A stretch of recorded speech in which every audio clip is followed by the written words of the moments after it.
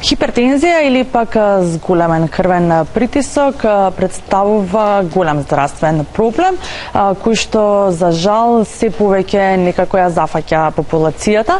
Можеби порано била болест која што од повеќе страдален или повозрасната популација, но за жал во последниот период поради модерниот начин на живот, стресот како и исхраната, се повеќе млади исто така заболуваат од зголемен крвен притисок. Токму на оваа тема, за тоа кои се симптомите, како да откриеме дека имаме зголемен крвен притисок, како да си помогнеме, кога треба да алармираме, токму на овие прашања одговор ќе ни даде доктор специјалист по интерна медицина Златана Питковска од клиничката болница Аџибадем Систина. Доктор, јас најпрво ќе ви посакам добро утро и добро ни дојдовте во Добро утро секој утро. Добро утро на вас и на вашите гледачи. Ви благодарам за поканата и се надевам дека оваа тема е доволно интересна за да го задржиме нивното внимание. Да, ќе споменеме само дека и гледачите ќе може да се вклучат, односно доколку страдаат или пак некој во нивното семејство страда од зголемен крвен притисок и имаат некакви нејасноти, можете да го поставите прашањето, да се јавите во редакцијата, се разбира на Алфа телевизија и докторката ќе ви одговори со задоволство. Да почнеме со тоа кој притисок се смета за нормален. Така, пред да одговорам на ова конкретно прашање во вредности, нели, кои се тие вредности кои треба едно лице да ги има, ја само би споменала неколку податоци за да дадеме на важно што значи хипертензијата. На глобално ниво, значи, отприлика околу 26% од целокупната популација страдаат од хипертензија. До 2025 година се смета дека тој процент ќе стигне до 29% од вкупна популација, што за жал не е мал процент.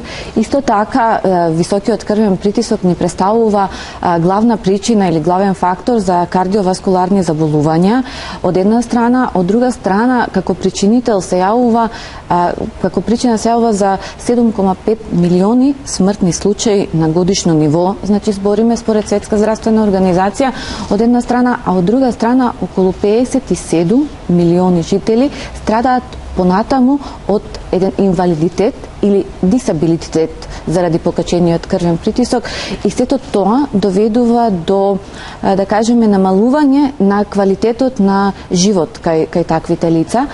И уште еден интересен факт е дека околу 580 милиони жители, значи од таа целокупна светска популација, имаат хипертензија, а не се свесни дека имаат хипертензија.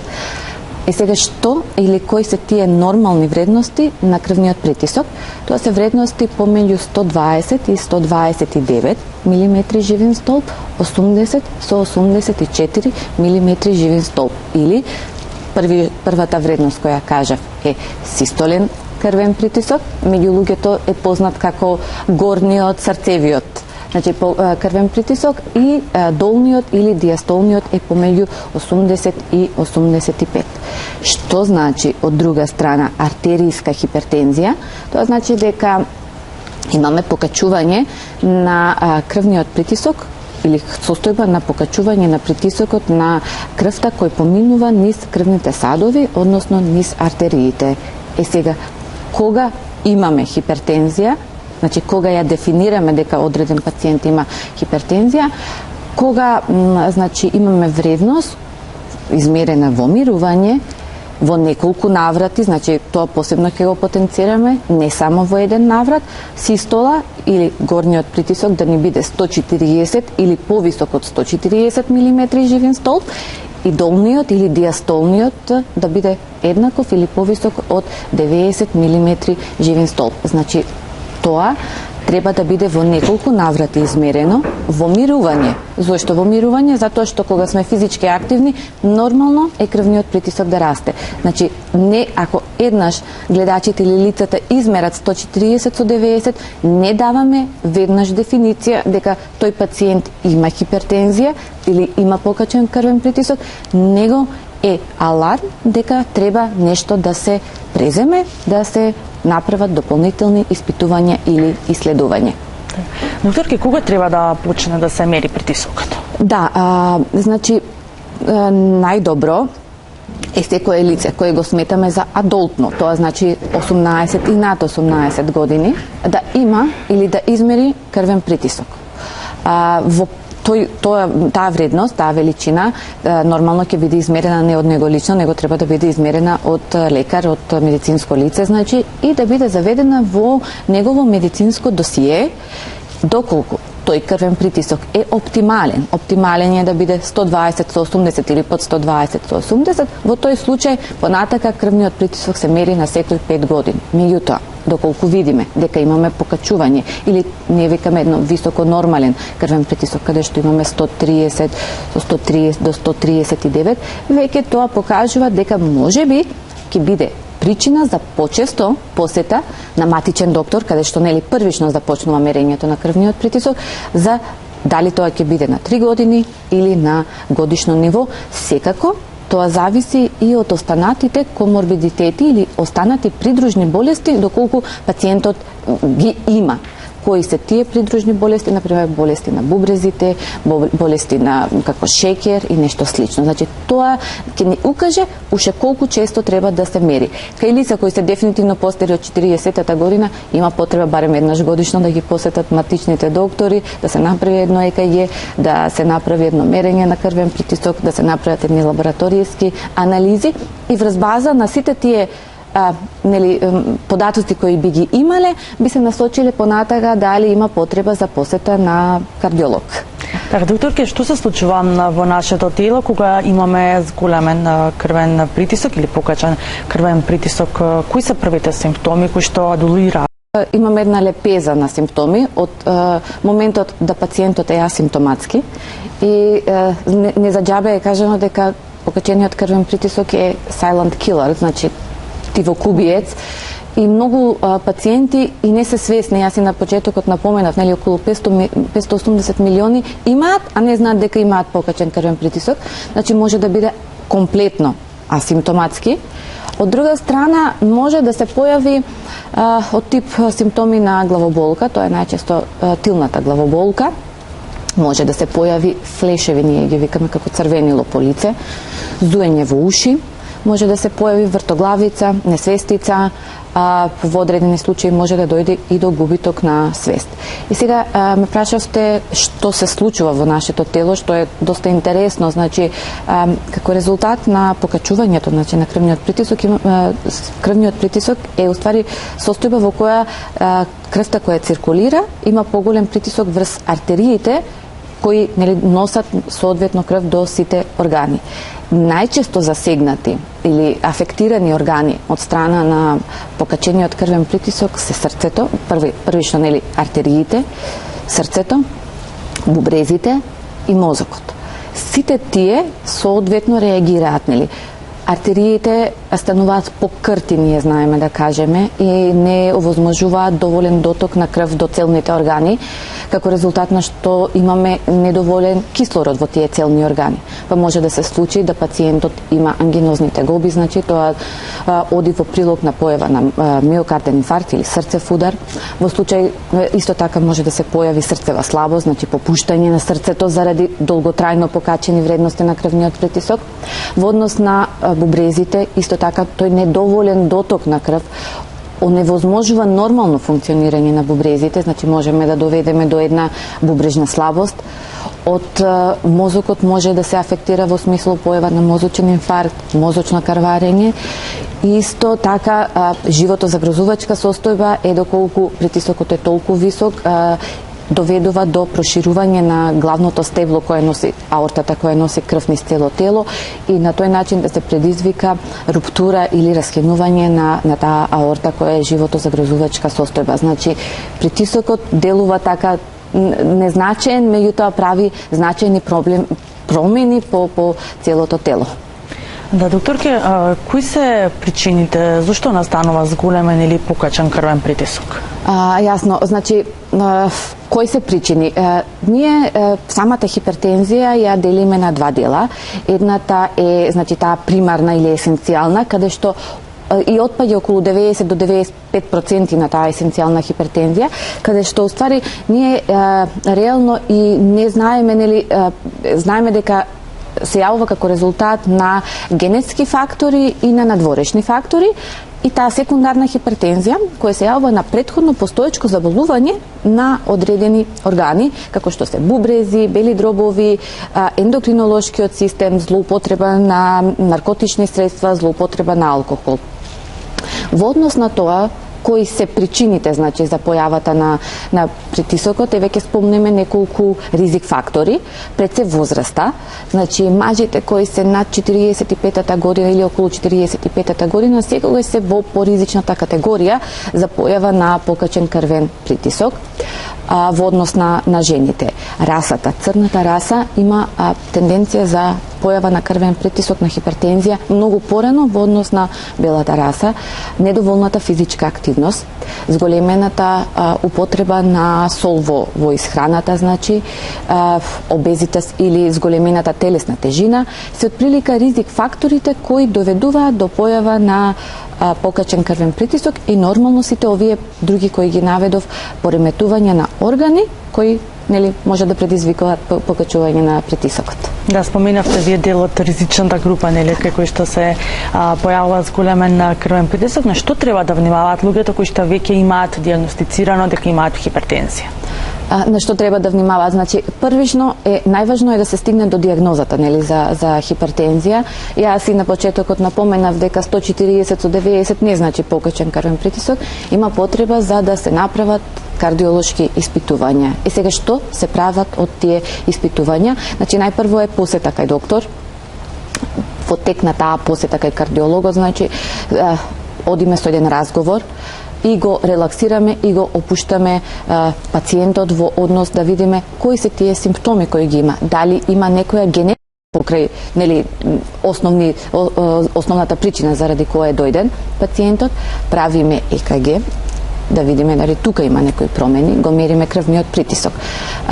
Имаме шанса да испитаме притисок на тој начин што ќе му ставиме 24 часовно амбулаторно мерење или мониторирање на крвниот притисок. Тоа е едно девајсче кој се поставува и 24 сати го мери крвниот притисок, за да ние реално видиме дали тој пациент има висок притисок или тоа што сме го измериле ние во амбуланта е ефект на бел мантил. Тоа е едниот начин. Другиот начин е да го пратиме дома и да му кажеме да, сега во следните 5 до 10 дена ќе мериш вредности на крвниот притисок, ќе ги запишуваш, ќе водиш дневник и како резултат на тоа, ќе видиме на следната контрола дали има потреба за да се зема терапија или да не се зема терапија. Следно нешто што се прави се назнаки на лабораторија, назначуваме значи од крвна слика, од испитување на бубрежни маркери како и креатинин, да видиме тука да немаме некои промени на бубрезите, шекер, холестерол исто така се испитва, пошто и покачените масноти се дел од ризик факторот за појава на кардиоваскуларни заболувања и веќе на следната контрола доколку има потреба, ординираме дали промена на стилот на живот врз база на тие резултати, дали можеби би го испратиле пациентот на дополнително испитување како што е ехо на срце, во колку се појават одредени симптоми кои ни покажуваат дека и бубрезите се афектирани, тога се прави ехо на абдоминалниот уринарен тракт, значи во случај ако имаме невролошка симптомија, магнетна резонанца на мозок компјутер, тоа се све испитувања кои соодветно си ги назначува докторот по првично добиените резултати, за да понатака се одлучи што ќе биде третманот кај овој пациент. Нормално, ако ни дојде пациент со 160, со 100, сигурно нема да го пратиме дома и да му кажеме мери крвен притисок. Меѓутоа, тоа е основно нешто од каде се почнува со испитување. Да, имаме гледач на линија да не чека многу. Добро утро, Повелета. Така да прашам. Добро утро. Повелета. Ало. Повелета, во програма сте. А видите, ја имам низок притисок, не висок, него низок. Добро. Колку е тоа? Притисок 120-60. Добро. А ја имам 70 години. Дали земате нешто терапија за притисок или не? Па јас сум зимала за притисок, па е био још помалечок. Добро, и сега прекинавте со земање на лекови? Прекинав да зимам, сега зимам само профранол. Добро, значи сепак дел од тој лек делува и на покачениот притисок. Само уште ова прашање, колку години сте? 70. 70. Добро. Значи така. Кај може? Една 10 милиграма уствари, ево сега гледам. Значи земате лекови за крвен притисок, така. Значи ЕНАП и бета-блокатор зема. Не зимам више ЕНАП, затоа што ми ишao притисак уште помало према доле. Така. Значи, кај постари лица имаме тенденција заради, баш е тоа многу интересно, диастолата е секогаш пониска и таа се јавува кај лица кои се над 50-та година, заради тоа што претходно го кажав, кртоста на крвните садови. И нормално е систола да биде околу 130 а диастола да биде под 80, значи стигаме до 60 до 70. Значи еве совет за гледачката. Пошто претпоставувам дека сама ги има прекинато лековите, во следниот период 120 со 60 не е страшен притисок, значи тоа е добро регулирана тензија. Би било убаво, значи, да го мери тој крвен притисок и да води дневник наутро и навечер, да ги запишува вредностите и со тие вредности да си се јави кај доктор специјалист, да се погледнат сите документи и да се одлучи дали понатака има потреба, значи, за дополнување на терапија или нема потреба за терапија. Не треба да се вознемирува 120 до 60 е добро регулиран крвен притисок и може понатака да продолжи со тоа што пак ќе напоменам. Има потреба од кардиолошки преглед, посебно што станува збор за пациент кој е околу 70-те години. Да. Имам уште еден гледач на линија. Добро утро, повелете. Добро утро. Вака. Јас со крвен притисок имам проблем и со срцебиење. Така. Сега кога станува притисокот 106 со 90, срцето негде околу 60. Пијам пренеса и конкор. Од 5 пиев, па сега го кршам по 2,5 на вечер и сабајето. А на вечер си легнам со притисок од 90 со 50 со 60, а срцето е веќе над 120. Пред неколку дена така ми се случи без на брза помош, на интерно лежев некоја инфузија примис и така. И никако не можам да го регулирам. Така, лабораторијски анализи дали ви се направени, еве да прашам? Па да, правев брзо, немам некои. Тироидни хормони дали се испитани, пошто тие некои знаат да дадат и срцебиење, мислам, еве сега ова е све, нели, неблагодарно е малку вака да се испрашуваме, меѓутоа совет кој би бил? Убаво би било и за вас сабајле и навечер мерење на крвен притисок, водење дневник и поради фактот што имате срцебиење, убаво е да се направи една комплетна лабораторија. Тоа значи да се испитат нели крвна слика, серумско железо, да се испитаат тироидните хормони кои некогаш знаат да имаме тука пореметување, повторно ќе ги споменам бубрежните маркери, значи, и да се јавите на кардиолог, каде што би било направено ехо на срце и дефинитивно имате разлог или причина да се стави тој 24 часовен холтер мониторинг за ритам, за да се види реално дали тоа е само субјективно чувство на срцебиење или навистина имате некаков тип на тахикардија и после тоа да се одлучи со каков третман понатака би се продолжило. Да, добро. Благодарам. Ви благодарим и вам на јавувањето. Ви посакуваме се разбира секој е добро, да имате добро здравје. Имаме уште еден гледач на линија. Добро утро, повелете. Добро утро. Добро утро. Јас имам висок притисок. Пиев пирамил од 5 милиграма и теракапин. Трекапин, добро. 10 милиграма. Еве многу ми се покачи притисокот. Долго време, мислам години ги пие тие лекови.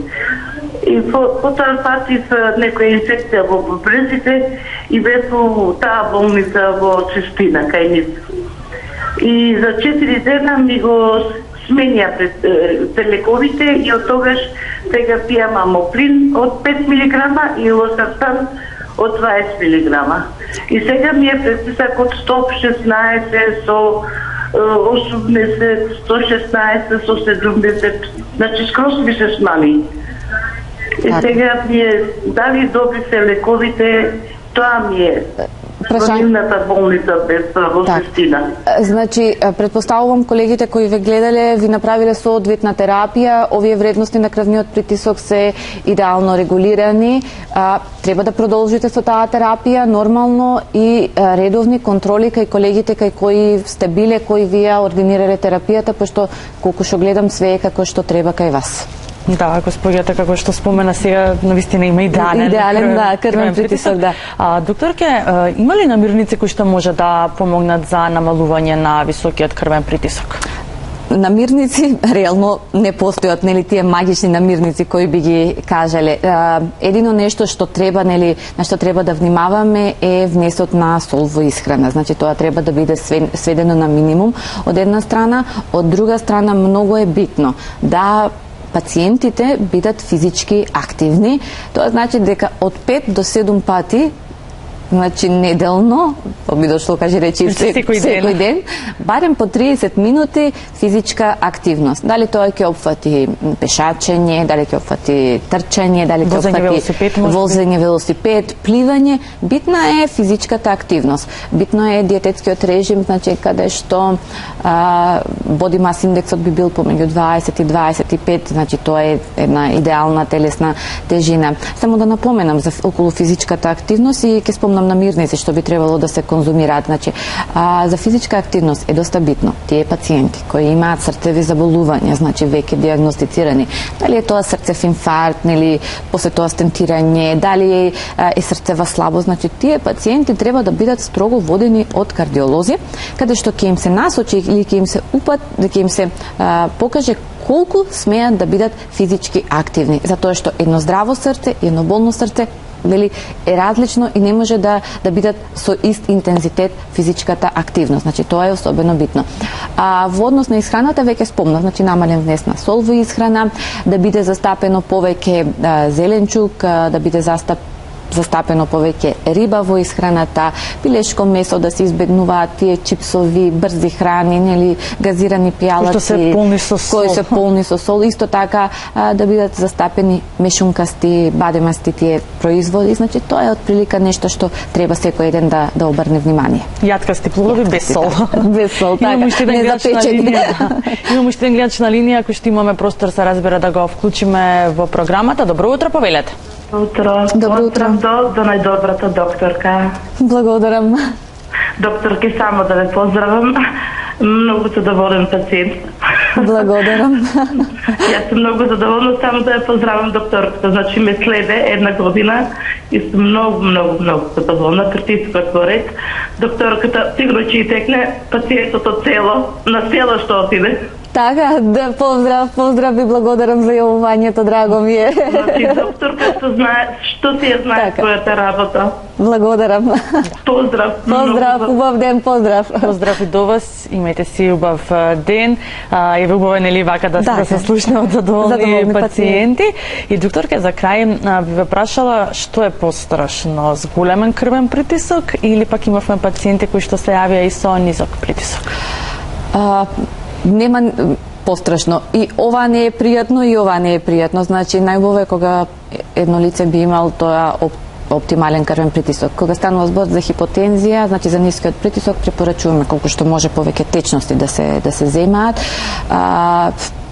Високиот крвен притисок нормално мора да се третира, значи мора да се лекува, мора да се зема редовно терапијата, една работа, мора да се оди на редовни контроли кај докторите и трета работа, мора да се промени стилот на животот, затоа што и една шака лекови ние ако дадеме, нели, како лекари, ако самиот пациент не е упорен во промена и на стил на живот и на редовно земање на терапија, све пропаѓа во вода. Јас ќе ви се заблагодарам за одвоеното време и за сите овие совети кои што ги упативте до нашите редовни гледачи. Благодарам и на вас за поканата и убав ден им посакувам на вашите гледачи.